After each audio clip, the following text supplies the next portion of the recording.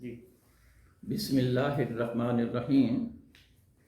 میرے research paper کا موضوع نظریہ پاکستان اور پاکستان کے عصر حاضر کے سیاسی مسائل کا حل۔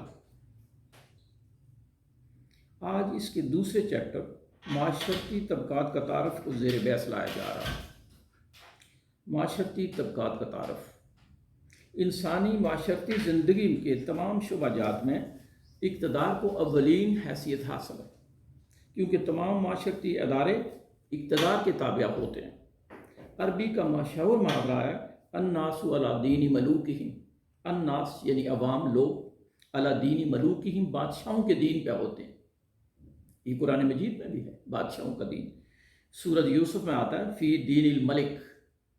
بادشاہ کے دین میں حضرت یوسف علیہ السلام اپنے بھائی کو نہیں روک سکتے تھے، جو ان کے غلہ یا اناج میں جو انہوں نے ایک پیمائش کا جو برتن رکھ دیا تھا، تو وہ اس پہ اپنے بھائی کو نہیں روک سکتے تھے۔ وہاں لفظ آتا ہے سورہ یوسف فی دین الملک، بادشاہ کا دین، یعنی قوانین و ضوابط۔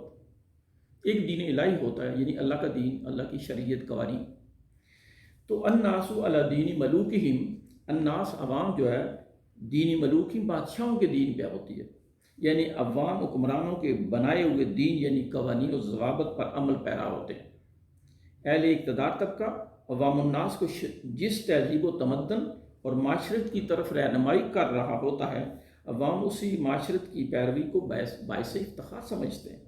گویا اقتدار ایک ایسی قوت اور اتھارٹی کا نام ہے جو معاشرتی زندگی کے تمام شعبہ جات پر بھرپور اثر انداز ہو رہا ہوتا ہے۔ عموماً ہر معاشرے میں تین طرح کے طبقات ہوتے ہیں۔ ایک طبقہ ظلم و جبر سے اجتماعی معاشرتی وسائل پر قابض ہوتا ہے، جس کو آپ ظلم و جبر کی لیڈرشپ کہہ سکتے ہیں۔ دوسرا طبقہ نیوٹرل ہوتا ہے، جو سوسائٹی کے پازیٹیو اور نیگیٹو کسی کام میں بڑھ چڑھ کر حصہ نہیں لیتا۔ اس طبقہ کو آپ عوام کہہ سکتے ہیں۔ تیسرا طبقہ معاشرتی زندگی کو پرامن رکھنے کے لیے عدل و انصاف کے معیار مقرر کرتا رہتا ہے اور اصلاحات کا عمل بھی جاری رکھتا ہے۔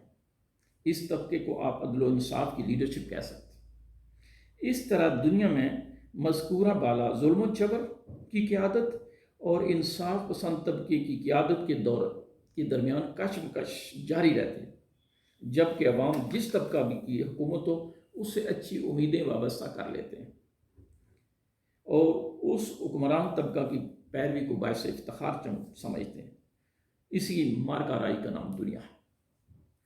یہ مذکورہ بالا تین طبقات مسلم سوسائٹی میں بھی موجود ہوتے ہیں، جن کا ذکر اللہ رب العزت نے خود قرآن مجید میں فرمایا ہے۔ ارشاد باری تعالیٰ ہے، یہ آیت مسلم سوسائٹی میں اقتدار کی حیثیت کے حوالے سے یہ بنیادی حیثیت رکھتی ہے کہ مسلم سوسائٹی میں بھی تین طرح کے طبقات ہوتے ہیں۔ ثم اورثنا الکتاب الذی نصطفینا من عبادنا، ثم پھر اورثنا ہم نے وارث بنایا کتاب قرآن مجید، یعنی مسلمانوں کو ہم نے کتاب کا وارث بنایا ہے۔ ثم اورثنا الکتاب الذی نصطفینا، استفینا ہوتا ہے ہم نے چن لیا ہے، من عبادنا اپنے بندوں میں سے، یعنی کل اگر دنیا کی آبادی 7 ارب ہے تو یہ 1.25 ارب تقریباً مسلمان چنے ہوئے ہیں اور کتاب کے وارث ہیں۔ ان کی ایمان کے والے سے 3 کیٹیگریز، فَمِنْهُمْ ظَالِمٌ لِنَفْسِهِ، تو ان کی پہلی کیٹیگری ایک ظالم لنفسی۔ یہ اصل میں مسلم سوسائٹی کی یہ جبر و ظلم کی ایک لیڈرشپ ہوتی ہے، فَمِنْهُمْ ظَالِمٌ لِنَفْسِهِ۔ دوسرا طبقہ ہے، یہ ظلم و جبر کی اصل میں لیڈرشپ ہوتی ہے۔ دوسرا طبقہ ہے وَمِنْهُمْ مُقْتَصِدٌ، اور وَمِنْهُمْ ان میں سے، یعنی جو کتاب کے وارث ہیں ان میں سے ایک طبقہ مقتصد، جن کے اعمال برابر ہوں گے، نہ بڑھ چڑھ کر نیکی کرتے ہیں نہ بڑھ چڑھ کر برائی کرتے ہیں، اس کو عوام کہا جاتا ہے۔ یہ اکثریت آبادی اس مقتصد کی ہوتی ہے۔ اور تیسرا طبقہ وَمِنْهُمْ سَابِقٌ بِالْخَيْرَاتِ بِإِذْنِ اللَّهِ، وَمِنْهُمْ ان میں سے جو کتاب کے وارث ہیں۔ سابق ہوتا ہے سبقت لے جانے والا، آگے بڑھ جانے والا، بالخیرات نیکیوں میں، بِإِذْنِ اللَّهِ اللہ رب العزت کی توفیق سے۔ یہ سورہ فاطر آیت نمبر 32 ہے قرآن مجید میں۔ تو یہ 3 طبقات ہوتے ہیں۔ اب میں ان 3 طبقات کی ذرا وضاحت بیان کرنے والا۔ پہلا طبقہ یہ مسلم سوسائٹی کے جو کتاب کے وارث ہیں تو ان میں بھی یہ چیز ہے۔ تو پہلا طبقہ فمنہم ظالم لنفسہ۔ اب اس کے بارے میں اللہ تعالیٰ کیا فرماتے ہیں؟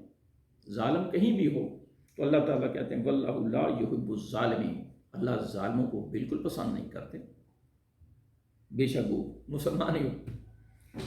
واللہ لا یہدی القوم الظالمین، واللہ لا یہدی، رب العالمین ہدایت بھی نہیں دیتے قوم الظالمین، جو ظالم قوم ہے اس کو تو کوئی ہدایت نہیں ہے، رب العالمین کی ہدایت سے محروم ہے یہ لوگ۔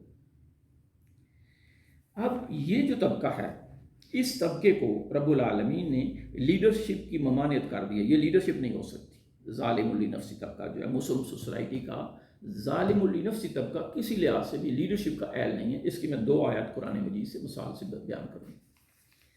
وَإِذِ ابْتَلَىٰ إِبْرَاهِيمَ رَبُّهُ بِكَلِمَاتٍ فَأَتَمَّهُنَّ، وَإِذِ ابْتَلَىٰ، جب ابتلا آزمائش کی، وَإِذِ ابْتَلَىٰ إِبْرَاهِيمَ، ابراہیم علیہ السلام کی، ربہ اس کے رب نے، بھی کلمات چند باتوں میں، فَأَتَمَّهُنَّ وہ ان پر پورے اتر گئے۔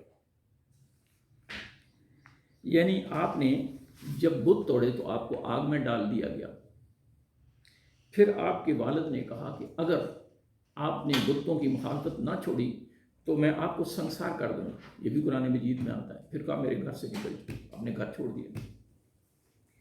پھر اماں ہاجرہ اور اسماعیل علیہ السلام کو بیابان ایریے میں چھوڑا، یہ بھی آزمائش تھی۔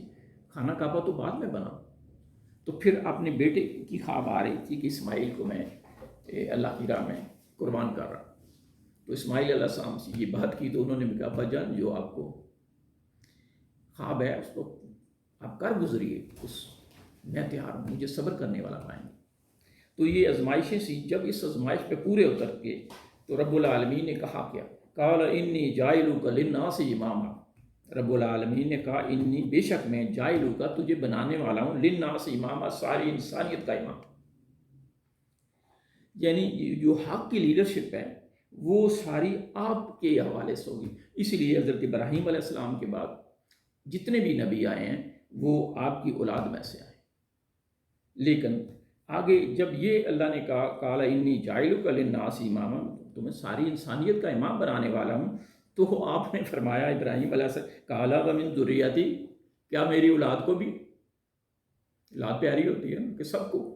تو رب العالمین نے کیا جواب دیا؟ قال لا ینال عہد الظالمین، ظالموں کے لیے یہ میرا کوئی وعدہ نہیں ہے، ان کو حق کی لیڈرشپ نہیں ہے، میری تائید نہیں ہے، میری ولایت ان کو حاصل نہیں ہے۔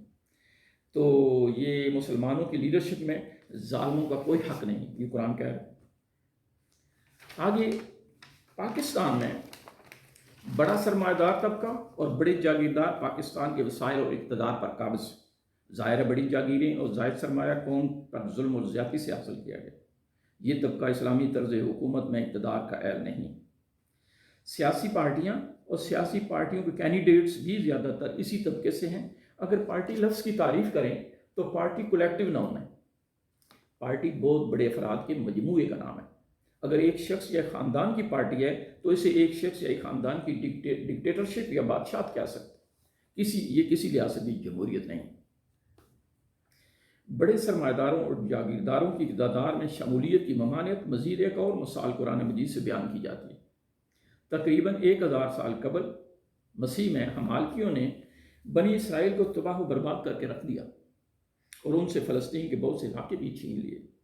تو ان کے باقی ماندہ سرداروں نے اپنے نبی سے کہا ہمارے لیے ایک حکمران نامزد کر دیں تاکہ اس کی قیادت میں ہم ان کے خلاف لڑیں۔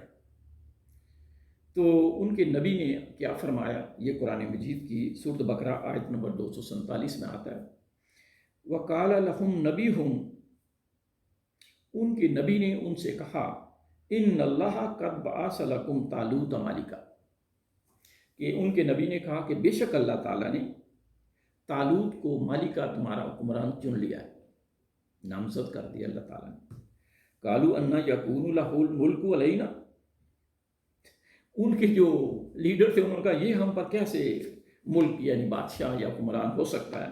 نحن احق بالملک منہ، نحن ہم زیادہ احق حقدار ہیں حکومت کے، ولم یؤت سعۃ من المال، کیونکہ اس کو مال زیادہ نہیں دیا گیا، یہ زیادہ مالدار نہیں ہے، لہٰذا یہ اقتدار کا اہل نہیں، ہم اقتدار کے اہل، کیونکہ مال ہمارے پاس ہے۔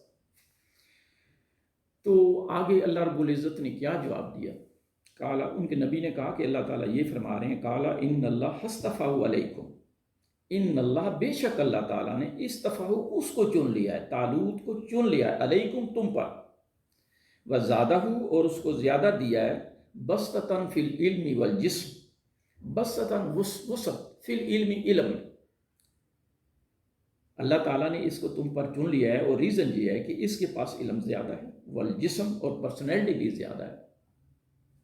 تو یہ چیزیں مال والوں کو رب العالمین نے ریجیکٹ کر دیا، تو علم والوں کو فضیلت دی کہ یہ آپ کا لیڈر ہوگا۔ تو یہ تو تھا یہ ایک مسلم سوسائٹی میں کہ ظالم للنفس جو طبقہ ہے، ایک تو وہ اقتدار میں اہل نہیں اور مالدار زیادہ حقدار ہے۔ اس کی وضاحت میں آگے چیپٹر میں بیان کروں۔ اب دوسرا طبقہ مسلم سوسائٹی میں، وَمِنْهُمْ مُقْتَصِد، مقتصد مسلم سوسائٹی کا وہ طبقہ ہے جس کے نیک اعمال اور برائیاں برابر ہوں گی۔ یہ طبقہ مسلم معاشرے کا نیوٹرل طبقہ ہے۔ اس طبقہ کے افراد نہ بڑھ چڑھ کر معاشرے کے مثبت کاموں میں حصہ لیتے ہیں اور نہ ہی معاشرتی برائیوں میں ان کا بڑا حصہ ہوتا ہے۔ اس طبقہ کو آپ عوام کہہ سکتے ہیں۔ عوام عام کی جمع ہے۔ یہ طبقہ تعلیمی اور معاشی لحاظ سے معاشرے کا کمزور ترین طبقہ ہوتا ہے۔ جب مسلم سوسائٹی کے ظالم لنفسی طبقہ کی حکومت ہوتی ہے تو عوامی طبقہ کے حقوق پر قابض ہو کر ان کو مزید تعلیمی، معاشی اور دیگر قومی وسائل سے محروم کر دیتا ہے، جس کے باعث معاشرے میں انتشار اور فساد پھیلتا ہے، جس طرح ہمارے ملک میں ہو رہا ہے۔ قیامت کے روز حساب کتاب کے بعد یہ طبقہ اعراف پر ہوگا۔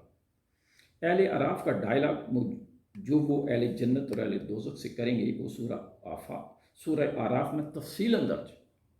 اعراف جنت اور دوزخ کے درمیان ایک دیوار کا نام ہے۔ یہ لوگ اپنے برابر مال کے باعث نہ جنت کے مستحق نہ دوزخ کے مستحق، البتہ اللہ تعالیٰ کی رحمت سے جنت کے امیدوار ضرور ہوں گے۔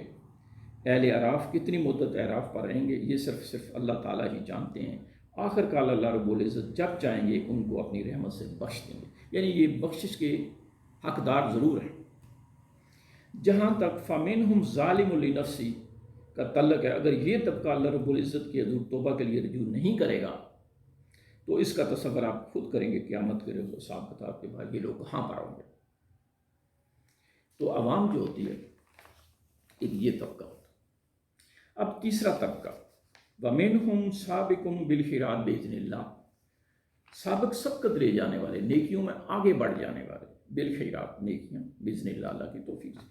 یہ طبقہ جو تیسرا طبقہ ہے یہ مسلم سوسائٹی میں اللہ رب العزت کی توفیق اور مشیت الہی سے پازیٹیو کاموں یعنی نیکی کے کاموں میں سبقت لے جانے والا طبقہ ہوتا ہے۔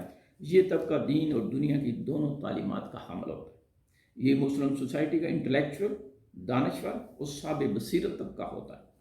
مسلم سوسائٹی میں ہر طرح کی لیڈرشپ یعنی قیادت کے لیے یہی طبقہ حقیقتاً اقتدار کی حیثیت رکھتا ہے۔ یہ طبقہ دنیاوی تعلیم کے ساتھ ساتھ الہامی تعلیمات یعنی قرآن مجید کا فہم بھی رکھتا ہے۔ اللہ رب العزت قرآن مجید کی تاثیر کے بارے میں ارشاد فرماتے ہیں، لو انزلنا ھذا القرآن علی جبل لرأیتہ خاشعا متصدعا من خشیۃ اللہ، لو انزلنا ھذا القرآن، اگر ہم نازل کرتے ھذا القرآن، اس قرآن مجید کو، علی جبل، پہاڑ پر نازل کرتے، لرأیتہ تو آپ دیکھتے اس کو، خاشعا متصدعا من خشیۃ اللہ، اللہ رب العزت کی خشیت سے وہ پہاڑ بھی ریزہ ریزہ ہو جاتے ہیں۔ اللہ کے کلام میں اتنی تاثیر ہے، اور یہ طبقہ جو ہے اس کا علم بھی رکھتا ہے۔ اللہ تعالیٰ یہ بھی فرماتے ہیں، وَإِذَا تُلِيَتْ عَلَيْهِمْ آيَاتُهُ زَادَتْهُمْ ایمانا، جب تلاوت کی جاتی ہے ان کے سامنے آیاتہ، اس قرآن مجید کی آیات کی تلاوت ان کے سامنے کی جاتی ہے، زادتہم ایمانا، ان کا ایمان بڑھ جاتا ہے۔ یہ اہل ایمان طبقہ ہوتا ہے۔ جہاں تک دنیاوی تعلیمات کا تعلق ہے اس کی اہمیت کا اندازہ تخلیق آدم علیہ السلام کے واقعہ سے بخوبی کیا جا سکتا ہے۔ جب اللہ رب العزت نے فرشتوں کو طلب فرمایا کہ میں زمین میں خلیفہ بنانے والا ہوں، تو انہوں نے کہا یہ زمین میں فتنہ فساد کرے گا اور خون بہائے گا، جبکہ اے اللہ رب العزت ہم تیری پاکیزگی اور حمد و ثنا بیان کرتے رہتے ہیں۔ تو اللہ رب العزت نے آدم علیہ السلام اور فرشتوں کے درمیان ایک طرح سے دنیاوی علوم کا ٹیسٹ رکھا تاکہ فرشتے بھی انسانی صلاحیت سے مکمل طور پر آگاہ ہو جائیں۔ ارشاد باری تعالیٰ، یہ بھی سورۃ بقرہ کی آیت ہے، علامہ آدم الاسماء کلہا، علامہ علم دیا رب العالمین نے آدم علیہ السلام کو اسماء کلہا، اس زمین کے کل اسماء کا علم دیا، سکھایا۔ ثم عرضہم علی الملائکۃ، پھر فرشتوں کے سامنے بھی یہ علم پیش کیا اور پھر فرشتوں سے پہلے ٹیسٹ لیا۔ فقال انبئونی، اللہ رب العزت نے فرمایا انبئونی، مجھے بیان کرو، بی اسمائی ہؤلاء ان کنتم صادقین، ان اسماء کے علوم مجھے بیان کرو اگر تم سچے ہو اپنی دلیل میں کہ یہ صرف خون نبھائے گا اور کچھ نہیں کرے گا۔ تو فرشتوں نے جواب کیا دیا، قالوا سبحانک، اے رب العزت تو پاک ہے، لا علم لنا، ہمیں یہ علم ہی نہیں ہے، یہ دنیاوی علماء کا علم ہمیں نہیں ہے، الا ما علمتنا، جتنا کہ تو نے ہمیں علم دیا ہے، جس شعبے میں ہماری ڈیوٹی ہے کائنات کی مینجمنٹ پر، وہ ہم جانتے ہیں۔ دیکھیے جتنی بھی ریسرچ آج کی دنیا میں، انسان آپ ایئر ٹریفک پر دیکھیں، زمینی ٹریفک دیکھیں، میڈیا دیکھیں، ہر چیز کمیونیکیشن سسٹم دیکھیں، تو جتنی بھی ریسرچ ہے یہ انسان کی، تو یہ دنیاوی علوم۔ تو فرشتوں نے کہا لا علم لنا، یہ ہماری جو ریسرچ ہے اس لیول کی نہیں، ہماری میموری نہیں اتنی ہے۔ تو انکا انت العلیم الحکیم، اے رب العالمین تو علم رکھتا ہے، تو حکمت رکھتا ہے۔ فرشتوں نے تسلیم کر لی کہ انسان میں صلاحیت زیادہ ہے۔ پھر رب العالمین نے آدم علیہ السلام سے کہا، قال یا آدم انبئوہم باسمائہم، اے آدم انبئوہم، ان کو بیان کرو، فرشتوں کو بیان کرو، باسمائہم، یہ دنیاوی علوم جو ہیں ان کو بیان کرو، کہ انہوں نے اعتراض کیا، ذرا ان کو سمجھ آ جائے۔ فلما انبأہم باسمائہم، تو آدم انبأہم، ان کو بیان کیے، باسمائہم، ان سارے جو اسم تھے دنیاوی علوم زمین پر، فی الارض خلیفہ، زمین پر خلیفہ بنائے جا رہے تھے، تو وہ علم آپ نے بیان کر دیا۔ جب فرشتوں کو سمجھ آ گئی کہ انسان جو علمی لحاظ سے اس کی صلاحیتیں زیادہ ہیں، تو رب العالمین نے تعظیماً، اس وقت تعظیماً سجدہ کروایا۔ فسجد الملائکۃ کلہم اجمعون، تمام فرشتوں نے تعظیماً سجدہ کیا۔ تو یہ وَلَقَدْ کَرَمْنَا بنی آدم، ہم نے بنی آدم کو عزت بخشی اور اشرف المخلوقات بنایا۔ اللہ رب العزت دین اور دنیاوی تعلیمات کے حامل افراد کے بارے میں ارشاد فرماتے ہیں کہ اپنی قومی امانتیں ان اہل لوگوں کو سپرد کریں۔ ارشاد باری تعالیٰ ہے، یہ جو لیڈرشپ ہے یہ سابقم بالخیرات کا حق ہے، ظالم لنفسی کا حق نہیں ہے۔ وہ ہوں گے تو ظلم ہوگا، ظالموں کو آپ اقتدار میں بٹھائیں گے تو ملک میں انتشار پھیلے گا۔ سابقم بالخیرات جب آتے ہیں، حضرت عمر فاروق رضی اللہ تعالیٰ عنہ کیسر و کسریٰ سرنڈر ہو گیا، اس کی آبادیاں یہی تھیں، امریکہ تو تھا ہی۔ تو ہماری آرمی نے، روس آیا تو ضیاء اللہ کے ایک مومن بیٹھے ہوئے تھے، تو 10 سال میں رشیا فال ہو گیا، ٹوٹ گیا، اور 16 ملک دنیا پہ نئے وجود میں آ گئے۔ پھر امریکہ آیا، نیو ورلڈ آرڈر، کہ دنیا میں میری حکومت ہوگی۔ تو نیٹو فورس 48 ملکوں کو فوج تھی، انہیں بھی ناکامی کا سامنا کرنا پڑا۔ تو انہوں نے کہا آپ کو ناکامی کی ہوئی، اونلی پاکستان۔ تو یہ ہے کہ ہماری آرمی نے، اللہ تعالیٰ نے ایک ادارہ ہے جو ملک کو چلا رہا ہے۔ تو آگے جو اقتدار کا حق ہے سوسائٹی کے اندر، یہ آیت ہے، یہ 3 طبقات ہیں، ان میں سابقم بالخیرات کا حق ہے، ظالم لی کا نفسی نہیں۔ ان اللہ یامرکم ان تؤدوا الامانات الی اہلیہا، ان اللہ یامرکم، بے شک اللہ، یامرکم، تمہیں حکم دیتا، یہ رب العالمین کا حکم ہے، ان تؤدوا الامانات، کہ اپنی امانتیں سپرد کریں، الی اہلیہا، اہل لوگوں کے سپرد کریں جو سابقم بالخیرات ہیں۔ وَإِذَا حَكَمْتُمْ بَيْنَ النَّاسِ، جب وہ حکومت بنا کر حکم جاری کریں، حکومت ہی حکم جاری کرتی ہے۔ وَإِذَا حَكَمْتُمْ بَيْنَ النَّاسِ، بین الناس، لوگوں کے درمیان، عوام کے درمیان، جب وہ حکومت بنا کر حکم جاری کریں، ان تحکموا بالعدل، عدل کے ساتھ حکم جاری کریں۔ جب سابقون بالخیرات آتے ہیں تو اللہ کی فضل سوسائٹی کے اندر شروع ہو جاتے ہیں۔ اگر ظالم لنفسی ہو تو یہ اس طرح ملک کے اندر تباہی ہو رہی ہے۔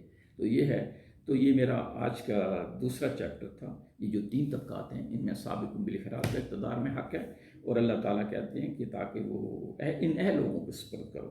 جب ایسے لوگ آئیں گے تو پھر معاشرے کے اندر اللہ تعالیٰ کی طرف سے برکت ہوگی، رحمت ہوگی. وآخر دعوانا الحمدللہ رب العالمین.